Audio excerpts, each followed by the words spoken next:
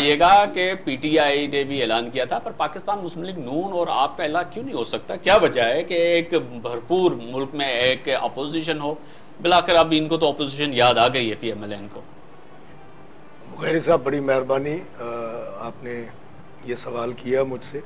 अभी मेरे जवाब देने से पहले जो दोनों पार्टियां आपस में दोस्त थी, उनका आपने बरमला मुजाहरा भी देखा। दोनों एक दूसरे पर करप्शन के इल्जाम लगा रहे हैं। मसला यह है कि पाकिस्तान को गवर्नमेंट कोई भी हो, चाहे पीपल्स पार्टी की हो या मुस्लिम लीग नून की हो, हकीकत बात यह है कि ना पीपल्स पार्टी ने डिलीवर किया है, ना मुस्लिम लीग नून ने डिलीवर किया है। दोनों ने डिलीवर नहीं किया। मुस्लिम लीग नून इस वक्त 65% हिस्से पर हुक्मरान है पाकिस्तान के, ठीक है। अगर आज नवाज शरीफ साहब निकले हैं गो गिलानी गो की तहरीक लेकर, बड़ी अच्छी बात है कि पब्लिक मोबिलाइजेशन के लिए निकले हैं, लेकिन आपको याद होगा इससे पहले भी गो जरदारी गो की रैलियां भी निकली थी और बाकायदा एक तहरीक थी कि गो जरदारी गो। वो गो जरदारी गो तहरीक कहाँ खत्म हुई? वो सेनेट के इलेक्शन में। आपने वो ठीक है, वो तो गो जरदारी गो तहरीक तो शुरू है। देखें आप अपने टाइम पर, गो जरदारी गो तहरीक कहाँ खत्म हुई? सेनेट के इलेक्शन पे खत्म हुई। गो जरदारी गो कहाँ खत्म हुई? 20वीं तरमीम के ऊपर खत्म हुई। अगर हमने अपनी पाकिस्तान की 18 करोड़ अवाम का फैसला अपनी अपनी पार्टियों के जाती मुफादात को सामने रखकर या उनकी लीडरशिप अपने जाती मुफादात को सामने रखकर, नवाज शरीफ को सुनते हैं। नवाज शरीफ साहब आज मुस्लिम लीग नून के कायदे, उन्होंने बड़े आज दबंग तरीके से स्पीच की है, वो भी सुनते हैं उन्होंने क्या कहा। उसके बाद नाज़रीन यकीनन इन्हीं सवालात को उठाएंगे कि आखिर मियां नवाज शरीफ साहब ने आज अपने किताब में क्या कहा।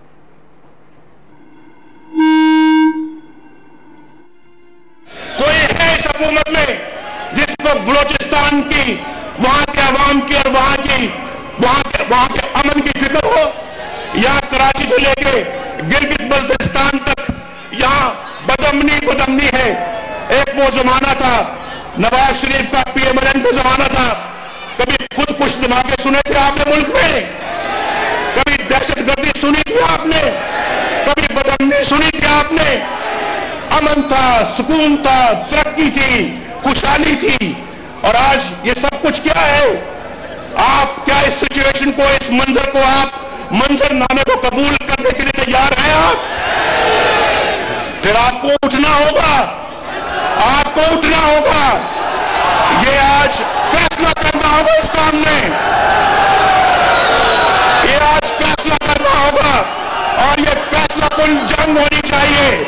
ये इक़्तिदार की जंग नहीं है, ये इक़्तिदार की जंग नहीं है, ये पाकिस्तान के अंदर रूल ऑफ लॉ की जंग है।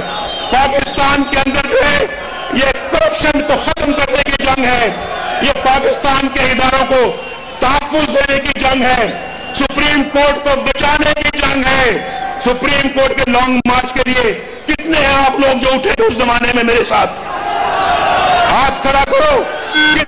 जी, आपने देखा कि मुस्लिम लीग नून के कायद जनाब नवाज शरीफ आज बड़े जज्बाती अंदाज में स्पीच कर रहे थे कि पाकिस्तान को बचाना है और बिलखुसूस बलूचिस्तान और पाकिस्तान में हालिया खुदकुश धमाकों का जो 4 सालों और बिलखुसूस पिछली हुकूमत में जो हुए उनका भी उन्होंने जिक्र किया। पर मीर साहब, वही बात है कि अपना मुस्लिम लीग नून के आपके कायद ने जिस तरह फरमाया कि मुल्क में दहशतगर्दी नहीं थी जब हमारी हुकूमत थी, उस वक्त मुल्क में जो है खुदकुश हमले नहीं होते थे। पर उस वक्त जब हुकूमत थी पाकिस्तान मुस्लिम लीग नून के पास, उस वक्त यकीनन ही लाइन ऑर्डर की भी सिचुएशन दुरुस्त नहीं थी। आप जिस हल्के से आपका ताल्लुक है तो डाकू राज भी था, आपने ऑपरेशन भी किए। जी जी सही। तो वो बात क्यों? थोड़े बहुत हाँ डाकू थे, उसको भी मियां साहब ने खत्म कर दिया हमारे इलाके में। आपको पता होगा शाम 6 बजे के बाद ना उस वक्त निकल सकते थे ना अब निकल सकते। नहीं, अब तो लाइन ऑर्डर का आप सिंध में जाए शाम के टाइम शदाब कोर्ट से लाड़काना जाने में आप लोग कहते हैं कि 5 बजे से पहले निकल जाएं, ऐसे नहीं कि रास्ते में कोई उठा के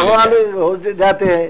पहले तो हिंदू लोगों को अगवा करते थे, शेखों को, बिजनेसमैनों को। अभी तो कोई भी सरदार आए, कोई वडेरा आए, जो भी रास्ते में मिल जाए, किसी को नहीं छोड़ते। साहब, आपने भी स्पीच सुनी आज मियां साहब की और उन्होंने कहा कि उस वक्त दहशतगर्दी नहीं थी, अब दहशतगर्दी और हालिया जो सिचुएशन है उस पर उन्होंने नजर डाली और लोगों को कहा कि मेरे साथ लॉन्ग मार्च के लिए तैयार हो जाए।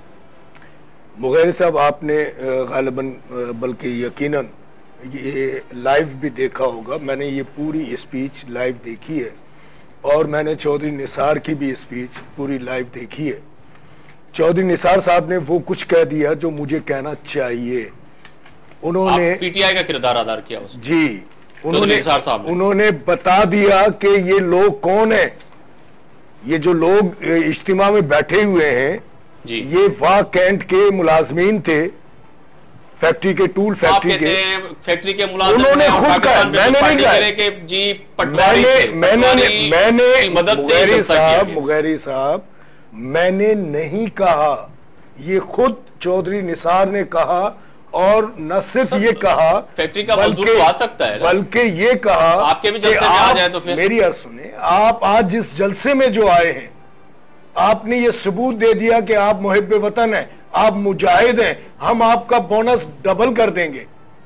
एक पॉइंट मेरा ये। दूसरा पॉइंट ये, चौधरी निसार का वो हल्का था, चौधरी निसार ने 95,000 वोट लिए थे उस हल्के से, ठीक है।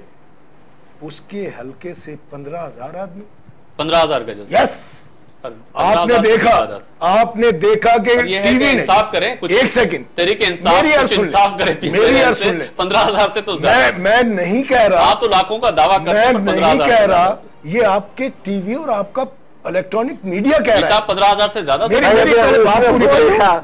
मेरी पहले पूरी बात मुगैरी साहब, इसकी 10,000 उन्होंने कहा चला गया, 10,000 कुर्सियां रखी हैं, ठीक है, ये मीडिया ने कहा है।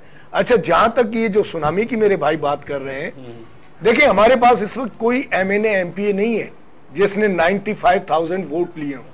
हमारे पास आम आदमी है और हमारे आम आदमी, सरकारी मशीनरी भी नहीं है, सरकारी मशीनरी भी नहीं है। हमारा आम आदमी जब हमारे विजन को, हमारी कयादत को, खुफिया हाथ जो हैं, जिन लोगों को नजर आते हैं उनको खौफ ही होता है कि कल ये हाथ हमारे कंधे पर आज नहीं है। आपको नजर आते हैं तहरीक इंसाफ के पीछे, या अब आप तहरीक इंसाफ और पाकिस्तान पीपल्स पार्टी किसी भी तरह चाह रहे हैं, क्योंकि इलेक्शन आपको तो जितवाया है तहरीक इंसाफ ने, हाशमी साहब ने तो आपको सपोर्ट की है वहां पे, पहले तो मैं इनऑफिशियली गए। पहले तो मैं इनको जवाब दे दूंगी, जो इनके ये नवाज शरीफ साहब ने जो स्पीच की है जी, पंजाब में 60% पॉपुलेशन है, ठीक है, उसमें लॉ एंड ऑर्डर की अगर आप इस वक्त सिचुएशन देखें तो आपको सबसे ज्यादा वर्स्ट सिचुएशन इस वक्त लॉ एंड ऑर्डर की पंजाब में दिखेगी। दूसरी बात ये, जब चौधरी निसार ने इंक्लूड मुल्क की बात कर रहे हैं, नहीं मैं बता रही हूँ ना, चीफ मिनिस्टर साहब अगर शहबाज शरीफ साहब अपने पंजाब को नहीं संभाल सकते तो बाकी पूरे मुल्क को, पूरे उसकी बात कर नहीं सकते। हम उसके गैंगस्टर्स है, जो हमारे जो गलत लोग हैं उनका हम खात्मा कर रहे हैं, आवाम को नहीं मारे। खुद मिला हुआ है दहशतगर्दों के साथ, जब नवाज शरीफ साहब और शहबाज शरीफ साहब जब खुद मिले हुए दहशतगर्दों के साथ, तो फिर बात खत्म हो जाती है। दहशतगर्दों के साथ लिखा हुआ है, इसमें बाकायदा लिखा हुआ, मैंने नहीं लिखा है, द फ्रंटियर पोस्ट में ये स्टोरी आई हुई है और बाकायदा लिखा हुआ है, to-faced Nawaz Sharif and his brother, who are responsible for declaring Pakistan a failed state, ran out of country but did not have courage and principles to face jail, attacked Supreme Court and insulted judges, but not want to be champion of judiciary and people. And they are involved with the terrorist. तो आप मुझे बताएं, जब ये खुद आपने एक बार सुना होगा जो शहबाज शरीफ के मुंह से निकल भी गया था कि हम इनके साथ हैं, हम इनको मनाएंगे जाकर, तो जब खुद मिले हुए हो, फिर खान साहब भी कहते हैं, इमरान खान साहब भी कहते हैं कि जो जिनको आप दहशतगर्द कहते हैं, तालिबान कहते हैं, वैसे तो आप लोग सब लोग तालिबान खान पे नाम रख दिया था खान साहब पे, पर वो भी कहते हैं कि इनसे बात हो सकती है, जब अमेरिकन से बात हो सकती है, भारत से बात हो सकती है, तो इनसे भी बात हो सकती है। उन्होंने भी इसी बात उनसे होती है जो एक कंट्री हो, जो प्रॉपर कंट्री को लीड कर रहा हो, बात दहशतगर्दों से नहीं होती है। और दहशतगर्दी अगर साथ मिले हुए हो दहशतगर्दों के साथ, उनसे भी बात नहीं होती। मैं इमरान खान साहब की बात नहीं कर रही, मैं इस वक्त नवाज शरीफ साहब की, जब इमरान खान साहब कहते हैं तो तनकीद होती थी।